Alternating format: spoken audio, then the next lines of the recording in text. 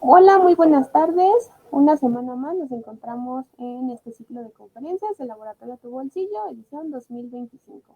Esta semana tenemos el gusto de presentar a la doctora Luisa Alondra Rascón Valenzuela, quien pues, es originaria del estado de Sonora. Si algunos recordarán, la doctora pues nos acompañó en el ciclo del año pasado y pues amablemente nos aceptó la invitación este año nuevamente. La doctora es químico biólogo clínico de formación, hizo su maestría en ciencias de la salud en la Universidad de Sonora, el doctorado en biociencias con opción en biotecnología de recursos naturales, de igual manera en la Universidad de Sonora. La doctora Alondra pues tiene una amplia trayectoria en docencia desde el 2012, impartiendo pues una gran variedad de materias relacionadas a la química, a la parte de bioquímica, biología molecular, químicas analíticas 1 y 2 y biología celular. Técnicas de purificación y caracterización de biomoléculas también están dentro de pues esta gran variedad de materias que la doctora ha impartido.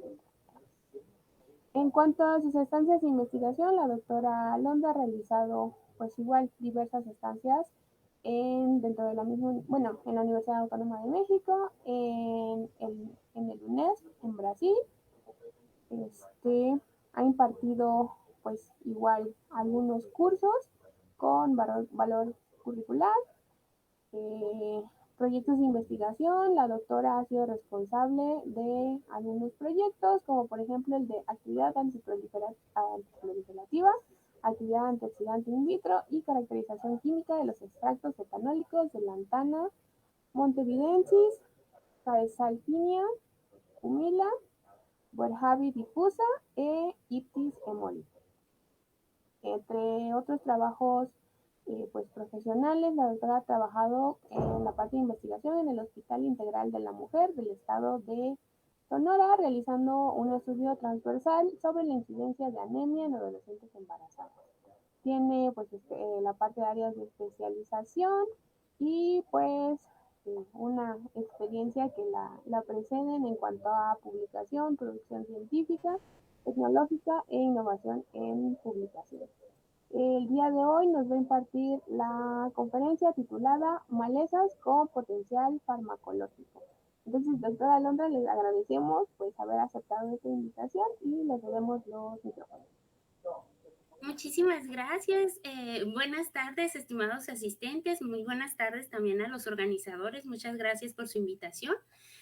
Pues como ya nos mencionaba Nisa, mi nombre es Luisa Alondra Rascón Valenzuela y el día de hoy les vengo a platicar un poco acerca del trabajo que hacemos aquí en el Laboratorio de Investigación en Productos Naturales en la Universidad de Sonora, desde acá de la ciudad cálida de Hermosillo, ¿no? Nuestro campo de acción está enfocado en cuanto a las actividades biológicas y la caracterización química de extractos que tengan pues justamente estas actividades. Y en este caso les voy a comentar acerca de un estudio que estamos realizando con malezas que tienen potencial farmacológico. Para entrar en contexto, pues primero vamos a conocer sobre lo que estamos estudiando. Pues se sabe que las enfermedades cardiovasculares y el cáncer son un gran problema de salud pública, ya que representan la primera y la segunda causa de muerte a nivel mundial, con 20.5 y 9.3 millones de muertes durante el año 2021. Además, se prevé que estas cifras incrementen cada vez más. Bien, ¿pero qué son? Se les llama enfermedades cardiovasculares a un amplio término en el cual se afecta el corazón y los vasos sanguíneos, generalmente debido a problemas de aterosclerosis, es decir, que se depositan ciertas placas debido a ver, voy a poner el puntero, disculpen. Aquí está. Debido a que se genera ese depósito, se dispara lo que es una inflamación o también depósitos generados por el que le llamamos colesterol malo. Ese colesterol malo se oxida y también se empieza a depositar, haciendo pues que se estrechen lo que son estos vasos sanguíneos. Por otra parte, el cáncer, pues existen más de 100 tipos de cáncer cuyas características son que las células adquieren una proliferación descontrolada. Esto se debe a que en alguno de los tejidos una célula se ve sujeta a diversas clases de estrés, lo que hace que esta célula se aísle y empiece a proliferar con agentes promotores de su entorno. Aquí toman gran importancia lo que es la inflamación y agentes químicos que generan estrés oxidativo. Posteriormente nacen lo que son las células cancerosas, ya con características de una proliferación descontrolada, y finalmente se lleva lo que es la invasión de estas células a tejidos circundantes. Pues aunque podríamos ver pues que tanto las enfermedades cardiovasculares como el cáncer son enfermedades muy diferentes, comparten varios mecanismos que llevan al desarrollo de las mismas. Y entre ellos vamos a destacar lo que es el estrés oxidativo y la inflamación crónica. Vamos a explicar un poquito acerca de a qué nos referimos cuando decimos estrés oxidativo o inflamación. Bien, en nuestro cuerpo, por el hecho de que utilizamos el oxígeno para obtener energía, pues se lleva una gran cantidad de reacciones en cuales los productos que se obtienen son las llamadas especies reactivas de oxígeno. También hay otras que se les llaman especies reactivas de nitrógeno, que son generadas durante este metabolismo. Sin embargo, estas especies reactivas de oxígeno y de nitrógeno también pueden deberse a agentes dañinos y a la captación que tienen nuestras células de microorganismos y de otras partículas. ¿Pero qué son estas especies reactivas? Son justamente estas que tenemos aquí, que como podemos ver, pues son moléculas inestables, altamente reactivas, y entre algunas de ellas tenemos a la más peligrosa, que es el radical hidroxilo. Los radicales libres son especies que están tan inestables porque les falta un electrón en su capa de valencia, que con lo primero que se encuentren van a querer estabilizarse. Entonces, estas especies reactivas de oxígeno dentro de la célula, generalmente, con lo primero que se encuentran es con los lípidos de la membrana celular y con el ADN. ¿Y qué es lo que va a pasar? Pues que reaccionan, le roban un electrón a los lípidos, lo que genera una cascada de desestabilización, y estos lípidos pues se oxidan y ya no funcionan como deberían. Y en el caso del ADN cambian la identidad de las bases nitrogenadas y generan mutaciones que se van pasando de generación a generación. Y aunque nuestro organismo cuenta con sistemas antioxidantes como la superóxido dismutasa y algunas otras, o por el ritmo de vida que llevamos, la cantidad que tenemos de defensas contra la oxidación, contra las especies reactivas que se generan, pues se desbalancea y se genera lo que se le llama estrés oxidativo. Este estrés oxidativo pues se refiere a ese desbalance que tenemos, y por eso es necesario que nosotros consumamos lo que son antioxidantes exógenos, es decir, antioxidantes que no vienen de dentro de nuestro cuerpo, sino que los tenemos que consumir. Bien, entre estos antioxidantes exógenos nosotros conocemos o hemos escuchado mucho a los compuestos fenólicos, a la vitamina E, a algunos triterpenos. ¿Cómo trabajan estos antioxidantes? Los antioxidantes pueden trabajar por dos formas o una mezcla de estas dos formas, donando un átomo de hidrógeno o bien transfiriendo un electrón. ¿Pero qué hace tan especial a estas moléculas que pues no se oxidan? Bueno, aquí tenemos un ejemplo de los compuestos fenólicos. Los compuestos fenólicos tienen estos anillos aromáticos y grupos hidroxilo. De manera que cuando viene el radical libre, le va a quitar, supongamos, este átomo de hidrógeno, pero esa falta del átomo de hidrógeno puede ser subsanada colocando lo que es la densidad electrónica hacia adentro del anillo, de manera que se crea una especie que ya no es un radical libre y por lo tanto, pues se puede trabajar con o no crea estas cascadas de desestabilización. Lo mismo pasa con la vitamina E, que además de tener estos centros aromáticos, tiene dobles enlaces en los cuales también puede internalizar lo que son estos electrones y quedarse estable a pesar de que le falte un electrón o un átomo de hidrógeno. Bien. Ahora, en cuanto a la inflamación, ¿qué es la inflamación? La inflamación no es mala. La inflamación es un proceso natural que nosotros tenemos para reaccionar a los estímulos. Si nos golpeamos, nos da una inflamación que nos dice, hey, tienes que atenderte. ¿Por qué? Pues porque es como un aviso. Generalmente en la inflamación interviene lo que es la inmunidad innata, ¿sí? Esta inmunidad innata que ya tenemos viene y trata de resolver el problema. Pero lo malo de este proceso es cuando no se puede resolver el problema, por ejemplo, en el caso de los diabéticos, de las personas con presión alta, etcétera, porque aquí, al no resolverse el problema, se empiezan a reclutar una gran cantidad de células, ¿sí?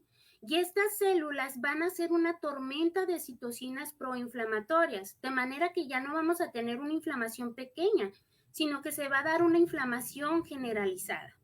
Y como ya vimos, esta inflamación generalizada puede llevar al desarrollo de estas enfermedades como las que ya mencionábamos.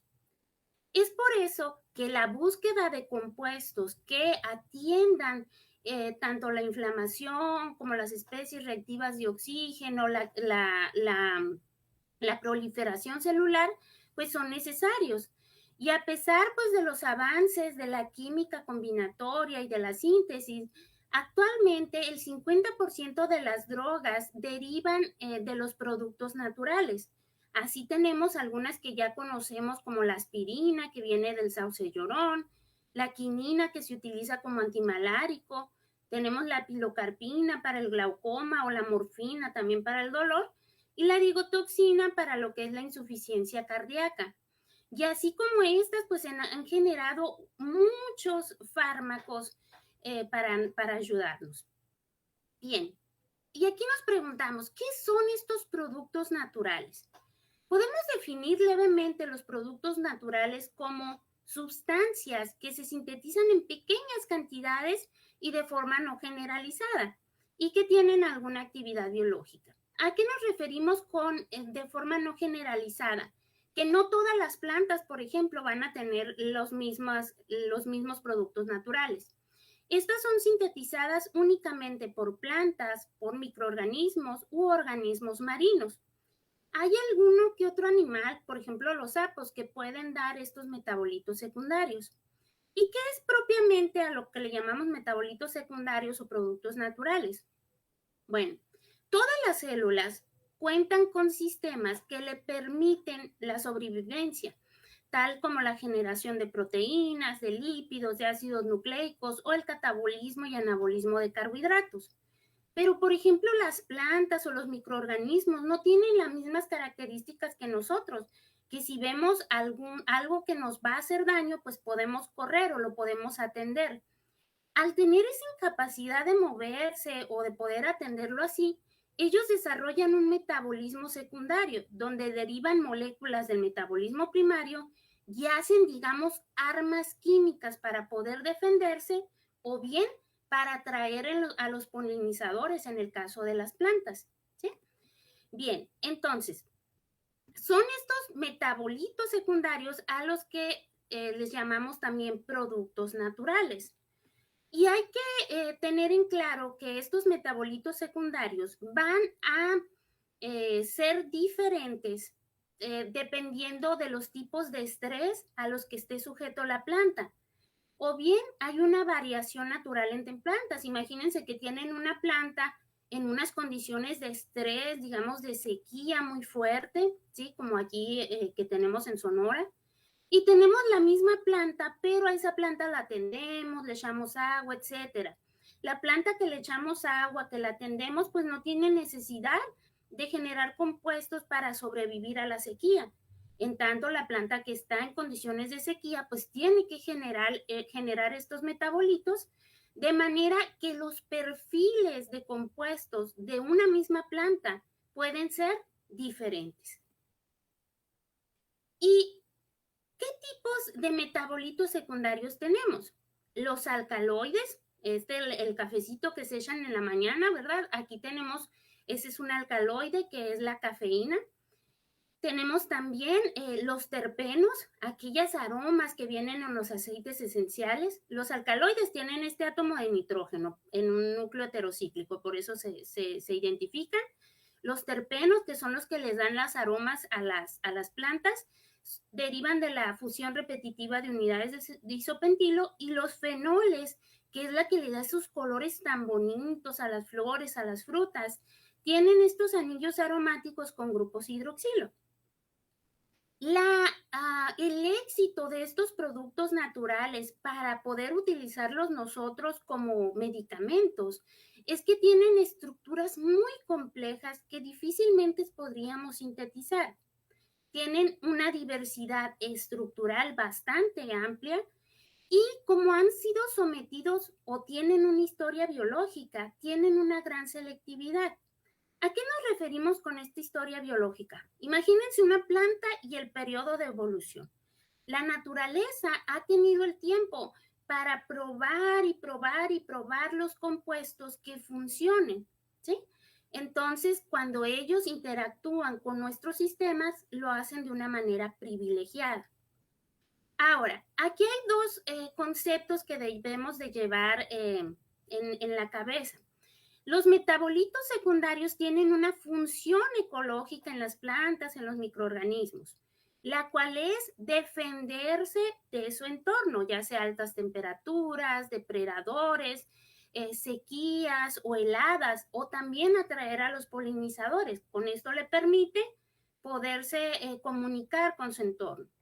Y otra es la actividad biológica, es decir, ellos lo hicieron para defenderse, pero nosotros le encontramos otro uso. Entre los usos principales que les damos a estos metabolitos secundarios, pues está la actividad antiproliferativa, que detiene la proliferación de células cancerosas, por ejemplo. La actividad antioxidante, que evita que las células se oxiden. Y la actividad antiinflamatoria, que reduce esos procesos inflamatorios crónicos para que no se generen las enfermedades no transmisibles que ya veíamos. Y dirán ustedes, bueno, pero pues si hace mucho se utilizan las plantas, ¿qué tanto campo de estudio tenemos en los productos naturales? Fíjense en que se conocen 400,000 especies de plantas, de las cuales aproximadamente 360,000 son angiospermas, es decir, tienen flor. Y a pesar de esto, el 90% de las plantas carecen de validación química y farmacológica. Es decir, tenemos un gran campo en el cual podemos trabajar. Ahora, ¿cómo elegimos una planta si hay tantas? ¿Cómo elegimos una planta para estudio?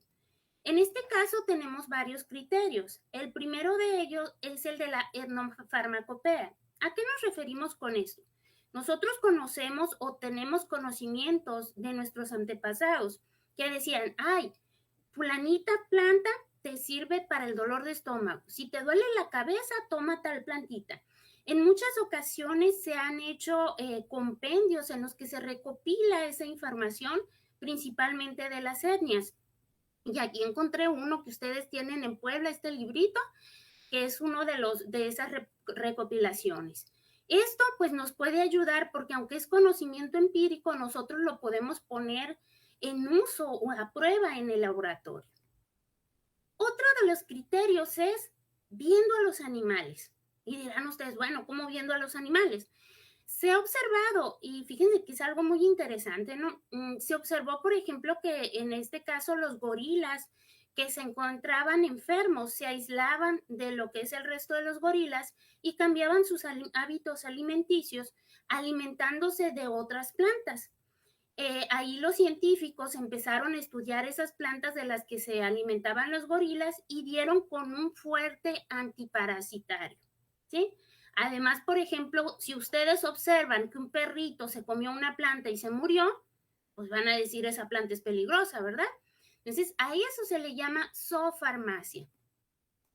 Y otro de los criterios es la quimiotaxonomía. Esta se refiere a que si una planta es pariente de otra y si una planta tiene alguna actividad biológica, probablemente la otra, por ser pariente, pueda tener esta actividad.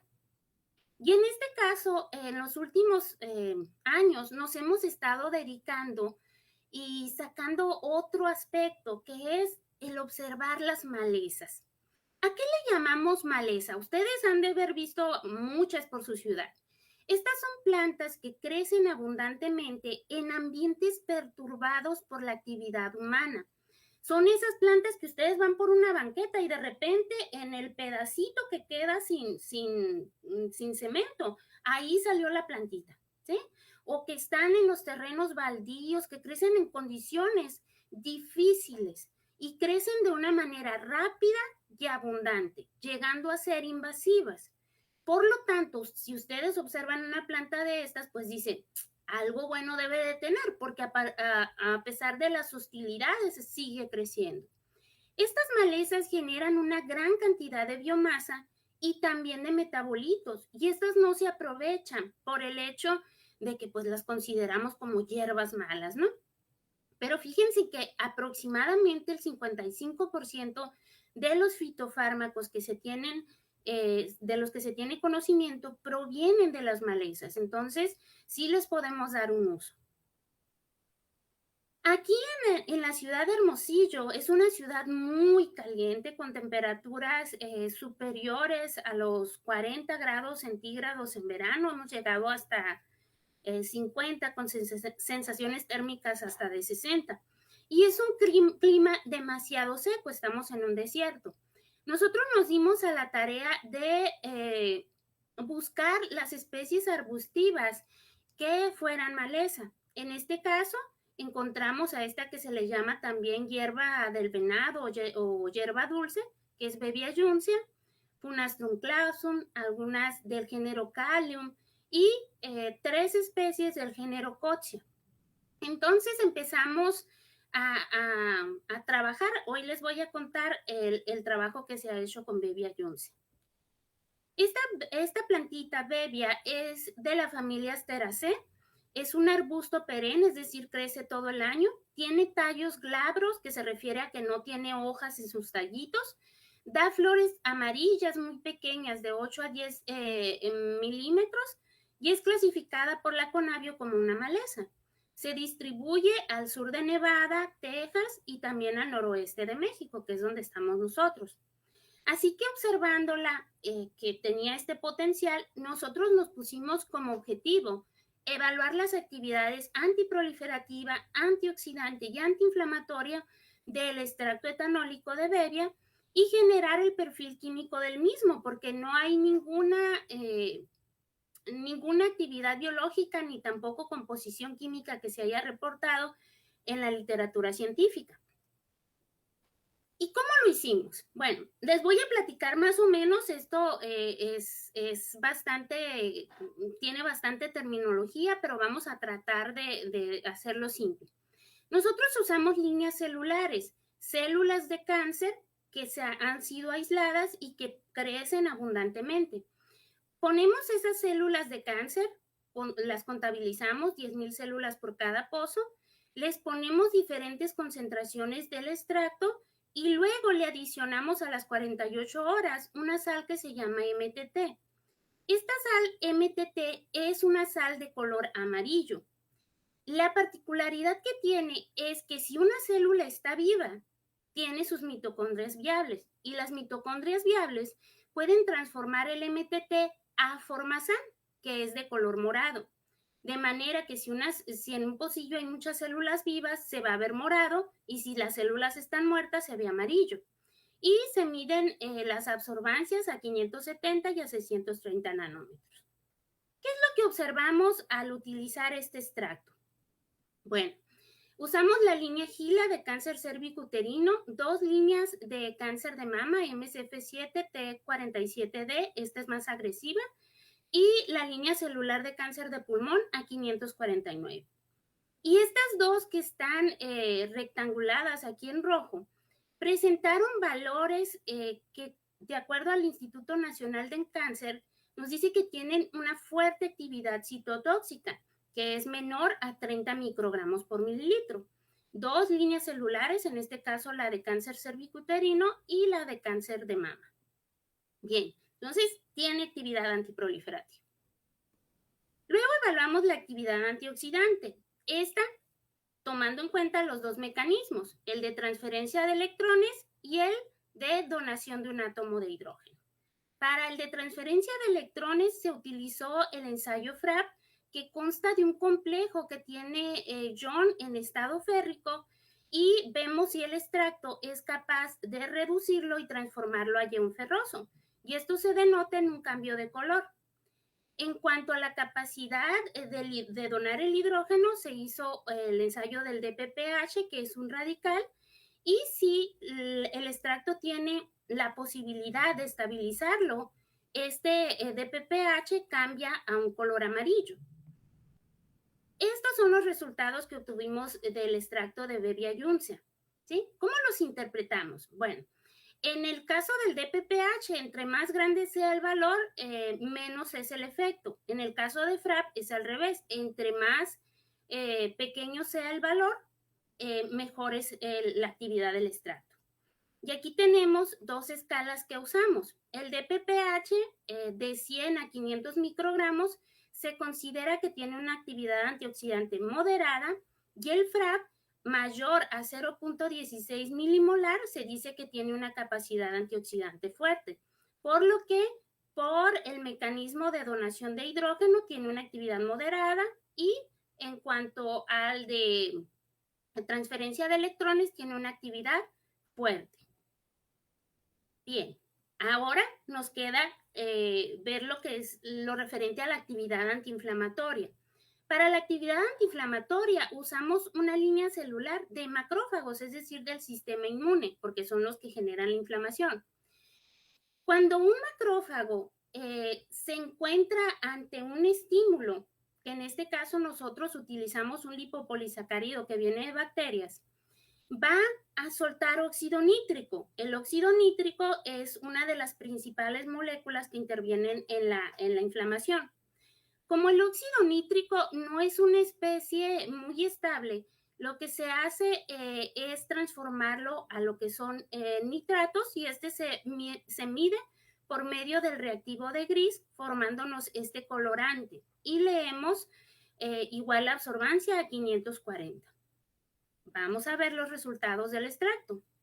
Aquí podemos observar, y lo pusimos en rojito, que el extracto, bueno, se probaron dos extractos. Este que dice D es de una planta que se obtuvo en dormancia, se le llama cuando estamos en invierno. Y este que dice AP es una fase activa, que este se obtuvo durante el verano.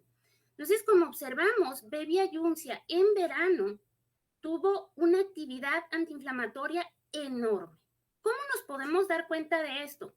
La dexametasona, ese fármaco antiinflamatorio que era el único que funcionaba contra el COVID, ¿sí?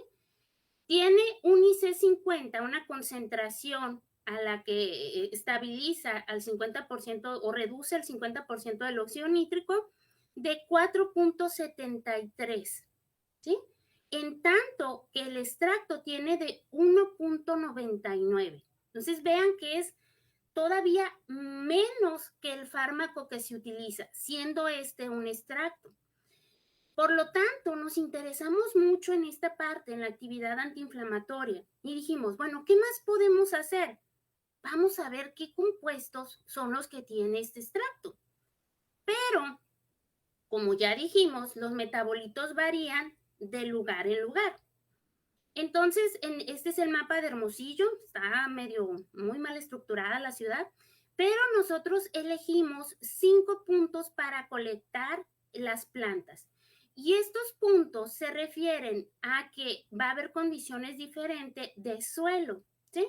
Por ejemplo, en el punto 1, que es este rojo que está aquí, se le llama un suelo FAOSEM, que es rico en magnesio y en potasio. En el punto 2, que está en medio de la ciudad, tiene un suelo leptosol, que son suelos rocosos, casi no tienen ni vitaminas ni nada de eso. El punto 3, en este caso, tiene un suelo cambisol, que tiene calcio, hierro, manganeso y arcilla. Y el punto 4 es regosol, que también es un suelo pedregoso sin muchas vitaminas. Y el punto 5, que está acá, también es un suelo cambisol que tiene calcio, hierro, magnesio y arcilla. Hicimos extractos de todos estos puntos y lo primero que hicimos fue tratar de ver qué tanto se parecen en cuanto a metabolitos y cuál era más activo. Y aquí tenemos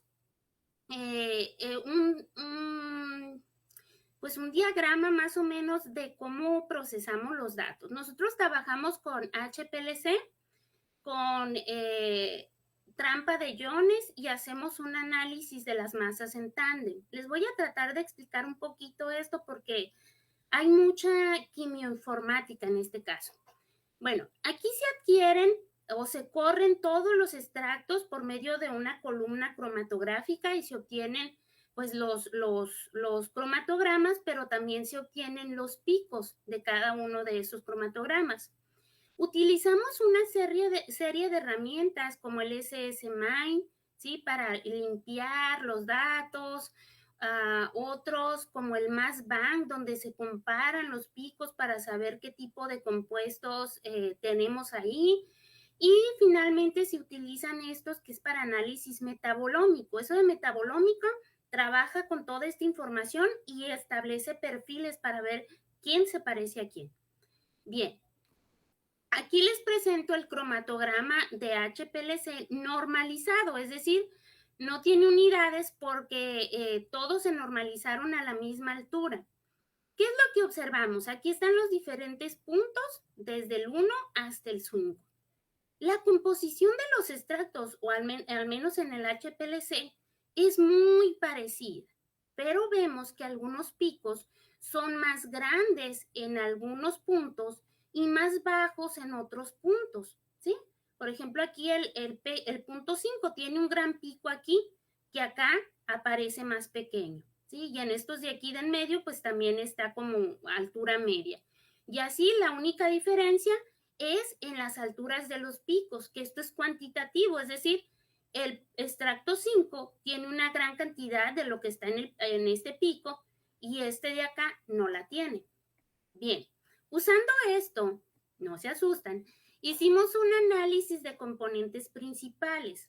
Un análisis de componentes principales es una herramienta matemática que va a tratar de maximizar las varianzas entre los puntos para poderlos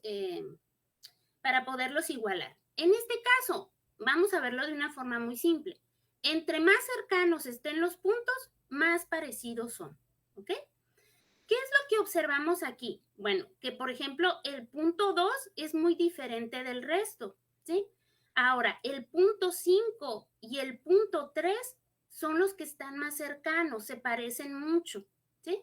Luego se adquirió otro componente para verlo en un espacio tridimensional y justamente de nuevo quedó el punto 3, que es este azulito, y el punto 5 muy, muy juntos, ¿no? Bien, ahora pasamos a la disección de picos. ¿Cómo les voy a explicar esto de una manera sencilla? Aquel cromatograma que veíamos con muchos picos, elegimos ciertos picos. Por ejemplo, este le llamamos 1 en todos los cromatogramas. Este le llamamos 2 en todos los cromatogramas. Y aquí los estamos viendo, ¿sí? Ahora, estos picos que seleccionamos, los agarramos y lo pasamos al espectro de masas, de manera de que decimos, detén este pico que tienes aquí y me lo vas a bombardear. Ya cuando lo bombardea, entonces se va a generar un patrón de picos como lo que tenemos aquí, ¿sí? Nos da un pico y nos dice, ¿sabes qué? Este pico que tenemos aquí corresponde a este ion de 478.9. Ahora le decimos, detén este otro pico, bombardéalo y vamos a ver quién es el hijo. Y el hijo es este 317 que tenemos aquí. Y al final, con los picos que se nos van generando, hacemos este tipo de mecanismos donde decimos, ok, puede ser este compuesto porque cuando se da un corte aquí, se genera esta otra estructura y luego esta otra estructura y se van explicando cada uno de los picos. De esa manera fue como trabajamos y obtuvimos esta tabla que está aquí, que como observan, algunos compuestos pues aún no los hemos elucidado. Otros ya les tenemos nombre, por ejemplo, ácido clorogénico, la diosmetina, la genisteína. Todos estos que les estoy mencionando pertenecen al grupo de los flavonoides, ¿sí? Y pues aquí tenemos, en realidad son 36 compuestos, no puse lo demás para que no se viera muy saturada la diapositiva. Y les cuento qué hicimos con esto. Con estos hicimos los llamados mapas de calor. ¿A qué nos referimos con un mapa de calor? Bueno, aquí están todos los compuestos que les acabo de mencionar ahorita, en esta parte, en este eje, ¿sí? El 1, el 2, etcétera, de los identificados y no identificados. Y aquí se encuentran los diversos extractos, desde el punto 1 hasta el punto 5. Cuando hay un color rojito, quiere decir que hay mucho de ese compuesto que nosotros estamos viendo. Y cuando hay un color entre más azul esté, quiere decir que hay menos de ese compuesto.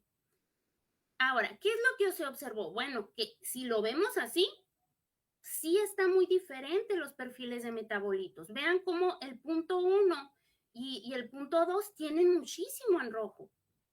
Ya el punto 4, el punto 3 y el 5, pues tienen menos cantidad de estos compuestos, pero sí son, por ejemplo, estos compuestos de aquí que están en rojo, tienen una gran cantidad, ¿sí? De esa manera, este mapa de calor nos ayuda a agrupar quién se parece más a quién. En este caso, se generó este dendrograma donde se dice, ok, el punto 3 se parece al punto 4 y al 5, pero los más parecidos son el 4 y el 5.